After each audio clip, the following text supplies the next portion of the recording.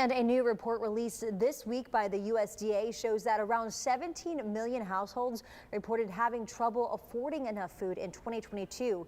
Researchers pointing fingers to inflation. Our Madeline Salinas spoke to some local food banks today and joins us in studio to tell us what they're saying about how they're serving those who need it most. Madeline?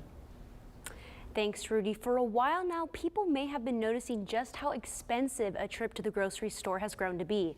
Inflation has affected everyone in one way or another, and that situation is no different for our local food banks. Thanks to inflation, going to the grocery store has started to cost a lot more than it used to.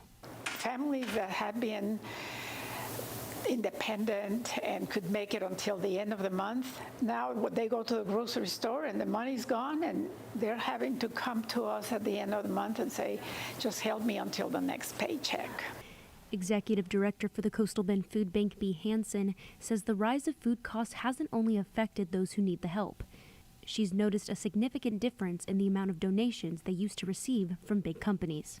We're receiving a lot less food. Even the government has been cutting back. And so we are having to go out and purchase food. And whatever monies we have, they just don't go as far as they used to. Felicia Tanner with the Wesley Community Center says that before the pandemic hit, their food pantry was serving about 25,000 meals a year. During the pandemic, that number rose to 108,000 meals. In 2022, due to the inflation's effect on the community, Tanner says that number spiked again. We actually jumped to 117,000 that we actually were able to distribute.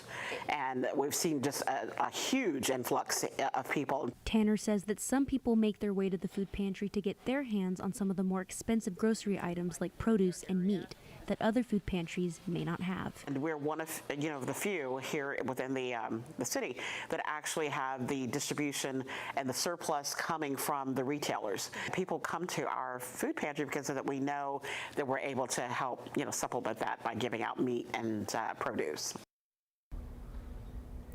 For families that may have a harder time dealing with inflation, regardless of the influx of people that they're seeing, both Hansen and Tanner tell me that their organizations are there to remain ready for whoever needs help and whenever that need be. Rudy?